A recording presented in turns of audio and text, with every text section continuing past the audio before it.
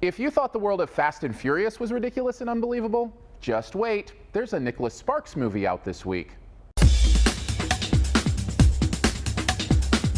The Longest Ride is the latest Nicholas Sparks book to make it to the big screen, this time about a bull-riding cowboy and an art-loving gal from up north, when their lives end up intersecting with a man whose past love story impacts them in ways they never saw coming. Which is strange, considering the audience likely saw it coming before we even pulled into the Cinema 16 parking lot. Yeah, Nicholas Sparks movies follow a pretty well-worn formula at this point, which isn't necessarily a bad thing if it's a formula you can stomach. But just know with Sparks, you're getting the down-the-line, syrupy, head-in-the-clouds, extreme romanticism with some sort of bizarre or ridiculous twist in there somewhere. You can probably guess where I land. Not that I don't like a good romance. Butterflies and googly eyes can be fine here and there. It's a real part of human existence. I even thought that this one, more than most Sparks fare, had some interesting themes on sacrifice and commitment that don't usually show up in these kind of films. And there are some heartfelt pieces outside of the romance stories about the pain and payoff of investing in people's lives that actually have some decent emotional truth to them. And yet, you're once again likely to finish the film feeling your own romance or marriage is on the dull side after comparing it to the two stories told in this tale.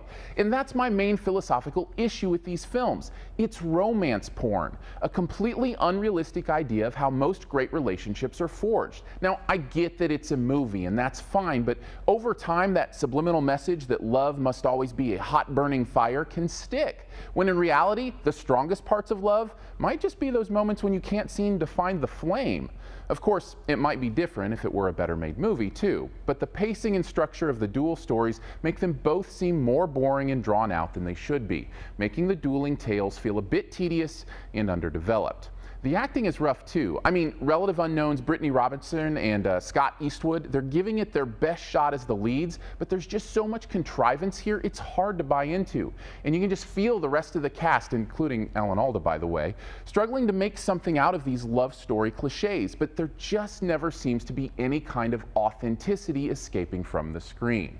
Overall, The Longest Ride, though more palatable than you might think, is still a Nicholas Sparks story at heart. Even with a few non-romance parts bringing some real emotion to the story, it still couldn't escape the overall Fantasyland mentality and mediocre storytelling to ride this bull to anything better than a C-. Thanks for checking out this Your Movie Friend review. Stay tuned for this review's Best Ever Challenge here in a bit. First, go ahead and click the little eye right up in this corner. Yeah, right now. Go ahead. I'll still be here. When you do, you'll see links to other recent reviews, the Your Movie Friend website, and a chance to send a buck or two my way if you liked the review. You can also click over here to subscribe to the channel so you don't miss any new reviews.